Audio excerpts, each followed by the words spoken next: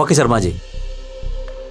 ശർമാജിയെ പോലെ ഒരാൾ ഇങ്ങനെ നിർബന്ധം പിടിക്കുമ്പോൾ എങ്ങനെ ഞാൻ പറ്റില്ല എന്ന് പറയുന്നത്? പക്ഷേ എനിക്ക് വേണ്ടി ഒരു ഫേവർ ചെയ്യണം. എൻ്റെ സെഷൻ 2 ദിവസം അടുപ്പിച്ചാക്കിയ ഉപകാരമായിരുന്നു. അതാവുമ്പോൾ ട്യൂസ്ഡേ മോർണിംഗ് വന്ന് വെനസ്ഡേ ഈവനിങ് ഫ്ലൈറ്റ് തിരിച്ചു വരാലോ. ഹേയ്, ക്ലോസിംഗ് സെറിമണിക്കൊന്നും നിൽക്കാൻ പറ്റില്ല. ഞാൻ പറഞ്ഞല്ലോ, വീട്ടിൽ നിന്ന് അങ്ങനെ അധിക ദിവസം മാറി നിൽക്കാൻ പറ്റാത്ത സിറ്റുവേഷനിലാണ്.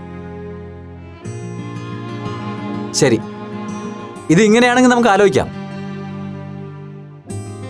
കൺഫേം ചെയ്തിട്ട് തങ്കരാജനോട് വിളിക്കാൻ പറഞ്ഞാൽ മതി. Okay, bye. എന്താ വി പി, എങ്ങോട്ടോ യാത്രയുണ്ടെന്ന് തോന്നുന്നല്ലോ? അതെ, നമ്മുടെ ശർമ്മ സാറെ വിളിച്ചത്. സൗത്ത് ഇന്ത്യൻ ചാപ്റ്ററിന്റെ കീഴിൽ ചെന്നൈയിൽ വെച്ച് ഒരു നാഷണൽ സെമിനാർ, ഒരാഴ്ചത്തെ പരിപാടിയാണ്. അതിൽ 2 ദിവസത്തെ സെഷൻ ഞാൻ തന്നെ മോഡറേറ്റ് ചെയ്യണമെന്ന് ശർമാജിക്ക് ഒരേ നിർബന്ധം. ദേശീയ തലത്തിൽ ശ്രദ്ധിക്കപ്പെടുന്ന സെമിനാറാ. ആദ്യം ഞാൻ ഒഴിഞ്ഞതാ, പക്ഷേ ശർമാജിക്ക് ഞാൻ ചെന്നേ പറ്റൂന്ന് നിർബന്ധം. എന്നിട്ട് എന്തായി? ചെല്ലാമെന്ന് വി പി സമ്മതിച്ചോ? ശർമാജിയെ പോലെ ഒരാൾ നിർബന്ധിക്കുമ്പോൾ എങ്ങനെ പറ്റില്ല എന്ന് പറയുന്നു. ഒടുവിൽ സമ്മതിക്കേണ്ടി വന്നു. പോവാതിരിക്കേണ്ട കാര്യമൊന്നുമില്ല. ഇത് എല്ലാവർക്കും കിട്ടുന്ന അവസരമല്ലല്ലോ. പോണമെന്ന് തന്നെ എൻ്റെ അഭിപ്രായം. പങ്കെടുക്കണമെന്ന് എനിക്കും ആഗ്രഹമുണ്ട് ഗീത. അതുകൊണ്ടാ മറിച്ചൊന്നും ആലോചിക്കാതെ ഞാൻ ശർമാജിയോട് നോക്കാന്ന് പറഞ്ഞത്. പക്ഷെ ഇവിടുത്തെ കാര്യം ആലോചിക്കുമ്പോൾ... അമ്മ, എന്താ അപ്പു? അമ്മയുടെ ഫോണിന്റെ ചാർജർ ഒന്ന് തരുമോ? എൻ്റെ ചാർജർ വർക്ക് ചെയ്യുന്നില്ല. ആ പ്ലഗിൽ കുത്തിയിട്ടുണ്ട്, എടുത്തോ. ബി പി എന്താ പറഞ്ഞേ? അല്ല, ഇവിടെ നിങ്ങളെ തനിച്ചാക്കി 2 ദിവസം മാറി നിൽക്കേണ്ടി വരില്ലോ എന്ന് ഓർക്കുമ്പോഴാ. അമ്മിമാമനാണെങ്കിൽ ഏതോ നോർത്ത് ഇന്ത്യൻ ട്രിപ്പിൽ പെട്ടിരിക്കുക. അല്ലേ പുള്ളിയെ ഏൽപ്പിച്ചിട്ട് പോവായിരുന്നു. ഇവിടുത്തെ കാര്യം ഓർത്തിട്ട് വി പി എന്തിനാ ടെൻഷൻ അടിക്കണേ? 2 ദിവസത്തെ കാര്യമല്ലേ ഉള്ളൂ, അതെനിക്ക് മാനേജ് ചെയ്യാവുന്നതേ ഉള്ളൂ. വി പി സമാധാനമായിട്ട് പോയിട്ട് വാ. അല്ല, എന്നത്തേക്കാ യാത്ര? മിക്കവാറും അടുത്ത ട്യൂസ്ഡേ വെനസ്ഡേ ആയിരിക്കും. ചൊവ്വാഴ്ച രാവിലെ പോയി അടുത്ത ദിവസം രാത്രി തിരിച്ചെത്താം. കൺഫേം ചെയ്തിട്ട് വിളിക്കാമെന്ന് ശർമാജി പറഞ്ഞിട്ടുണ്ട്. ഇവിടുത്തെ കാര്യം ആലോചിച്ചിട്ട് വി പിക്ക് ഒരു കൺഫ്യൂഷനും വേണ്ട. ധൈര്യമായിട്ട് അവരോട് എസ് പറഞ്ഞോളൂ. ഇവിടുത്തെ കാര്യം ഞാൻ മാനേജ് ചെയ്തോളാം. ആ മോളെ, അച്ഛന് ചെന്നൈയിൽ ഒരു സെമിനാറിന് പങ്കെടുക്കാനുള്ള ക്ഷണമുണ്ട്. 2 ദിവസത്തെ പ്രോഗ്രാമാണ്. 2 ദിവസം സ്ഥലത്ത് ഉണ്ടാവില്ല. അമ്മ ഓക്കെ പറഞ്ഞു. എന്താ മോളുടെ അഭിപ്രായം? ഞാൻ പോകുന്നതുകൊണ്ട് കുഴപ്പമൊന്നുമില്ലല്ലോ? എന്ത് കുഴപ്പം? അച്ഛൻ പോയിട്ടോ? അപ്പൊ നീയും കൂടി സമ്മതിച്ചിട്ടാണ് ഞാൻ പോകുന്നത്. അമ്മയെ നന്നായി ശ്രദ്ധിച്ചോണം. Okay, ready. വേണമെങ്കിൽ 2 ദിവസം ലീവ് എടുത്ത് അമ്മയുടെ കൂടെ ഇരുന്നോ? അല്ല ഗീത, എന്തു പറയുന്നു? എങ്ങനെയായാലും എനിക്ക് വിരോധമൊന്നുമില്ല. അതിന്റെ ആവശ്യമൊന്നുമില്ല വി പി. അവള് കോളേജിൽ പോണെങ്കിൽ പൊയ്ക്കോട്ടെ. എന്നാ പിന്നെ അവള് ക്ലാസ്സിന് പോയിക്കോട്ടെ. വെറുതെ എന്തിനാ 2 ദിവസത്തെ പഠിത്തം കളയുന്നത്, അല്ലേ? ഓ, സമയായി. ഇന്ന് രാവിലെ സ്പെഷ്യൽ ക്ലാസ് വെച്ചിട്ടുണ്ട്.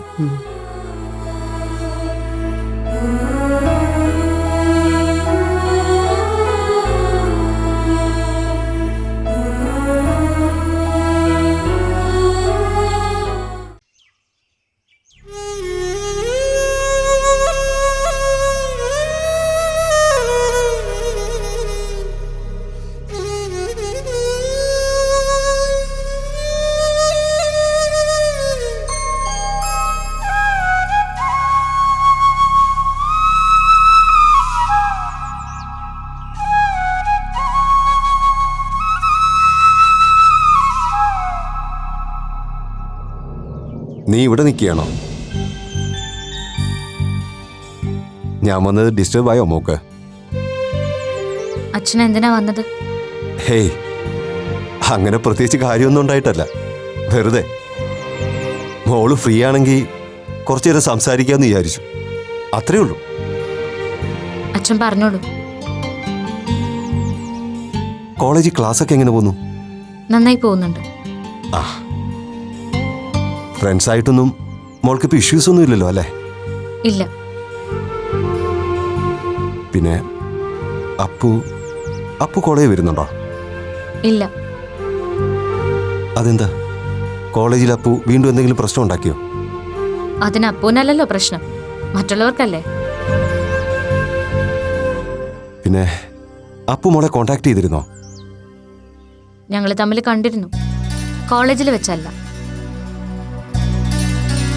അപ്പു കോളേജ് വരാത്ത എന്തുകൊണ്ടാണെന്ന് മോളോട് വല്ലതും പറഞ്ഞോ? അപ്പോൾ ഇപ്പോൾ ഒരു ഓൺലൈൻ ഫുഡ് ഡെലിവറി ചെയ്യാണ്. അങ്ങനെ വർക്ക് ചെയ്യുന്ന കാര്യവും കോളേജിൽ വരുന്നില്ല എന്നുള്ള കാര്യമൊന്നും അപ്പൂൻ്റെ അച്ഛനമ്മയ്ക്കൊന്നും അറിയില്ല. അപ്പൂൻ്റെ കാര്യം ഓർത്ത് ഇനി ആരും പേടിക്കണ്ട. അവളിപ്പോൾ എല്ലാത്തിൽ നിന്നും എല്ലാരിൽ നിന്നും അകന്നു കഴിഞ്ഞു. ഇപ്പോ അവൾ അവളുടേതായ ഒരു ലോകത്താ. അതുകൊണ്ട് ഇനി അവളെ കൊണ്ടുള്ള ശല്യം ആർക്കും ഉണ്ടാവില്ല. മാളു, അപ്പുവായിട്ടുള്ള ഫ്രണ്ട്ഷിപ്പിന്റെ പേര് ഞാനും അമ്മയും മുത്തശ്ശിയൊക്കെ നിന്നെ ഒരുപാട് ടോർച്ചർ ചെയ്തിട്ടുണ്ടെന്നറിയാം. അതൊന്നും നിന്നെ വിശ്വാസമില്ലാഞ്ഞിട്ടോ നിങ്ങൾ തമ്മിലുള്ള ഫ്രണ്ട്ഷിപ്പിൽ തെറ്റായിട്ട് എന്തെങ്കിലും ഉണ്ടെന്ന് കരുതിയിട്ടോ അല്ല. അപ്പുവിന്റെ കാര്യം എല്ലാവരും അറിഞ്ഞ സ്ഥിതിക്ക് ആ കൂട്ടുകെട്ട് നിന്റെ ലൈഫിനെ മോശമായ തരത്തിൽ. അച്ഛാ, ഇതൊക്കെ നമ്മൾ ഒരുപാട് പ്രാവശ്യം പറഞ്ഞു പഴകിയ കാര്യങ്ങളല്ലേ. ഇപ്പൊ അപ്പുവായിട്ട് എല്ലാത്തിനും ഒരു പരിഹാരം ഉണ്ടാക്കിയ സ്ഥിതിക്ക് ഇനിയിപ്പോ കഴിഞ്ഞ കാര്യങ്ങൾ വീണ്ടും ഡിസ്കസ് ചെയ്യുന്നതിൽ ഒരു പ്രസക്തിയില്ല. ഞാനും അതൊക്കെ മറക്കാനുള്ള ശ്രമത്തിലാണ്. ഒരു കാര്യത്തിലേ ഉള്ളൂ എനിക്ക് സങ്കടം. ആരും അപ്പുവിനെ ഒന്ന് മനസ്സിലാക്കാൻ ശ്രമിച്ചില്ല.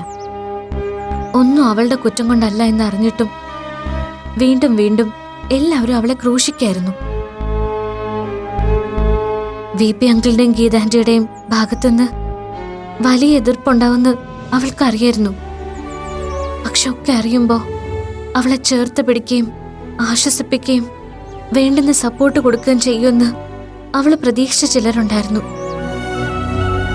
പക്ഷെ അവരായിരുന്നു അപ്പുവിനെ ഏറ്റവും കൂടുതൽ ഒറ്റപ്പെടുത്തിയതും വേദനിപ്പിച്ചതും. അതില അവള് വല്ലാതെ തളർന്നു പോയത്. പോട്ടെ, ഇതൊന്നും ആരോടും പറയണമെന്ന് വിചാരിച്ചതല്ല. അച്ഛനായിട്ട് അപ്പുവിന്റെ കാര്യം ചോദിച്ചതുകൊണ്ട് വെറുതെ ഓർത്തുപോയെന്നേ ഉള്ളൂ. അച്ഛൻ ധൈര്യമായിട്ടിരുന്നോളൂ. ഇനി അപ്പു കാരണം എനിക്കോ നിങ്ങൾക്കോ ഒരു ചീത്തപ്പേരും കേൾക്കേണ്ടി വരില്ല. അച്ഛനെന്നാ പോയിക്കോളൂ. ആ മാളു, മോളോടൊരു കാര്യം പറയാൻ വിട്ടുപോയി. അരുൺ ഭാസ്കർ എന്നെ കാണാൻ വന്നിരുന്നു. വെറുതെ ആരോ കാണാൻ പോയപ്പോ നമ്മുടെ സൈറ്റ് എവിടെയാണെന്ന് അറിഞ്ഞു കയറിയതാ. സംസാരിച്ച കൂട്ടത്തി അയാൾ ഒരു കാര്യം പറഞ്ഞു. വേണമെങ്കിൽ ഈ പ്രപ്പോസലിനെ കുറിച്ച് വീണ്ടും ആലോചിക്കാമെന്നായിരിക്കും അല്ലേ? അതെ, അത് മോളെങ്ങനെ അറിഞ്ഞു? ആരും നിന്റെ അടുത്ത് സംസാരിച്ചിരുന്നോ? എന്റെ മറുപടി കേട്ടിട്ടായിരിക്കുമല്ലോ അയാൾ അച്ഛനെ കാണാൻ വന്നത്.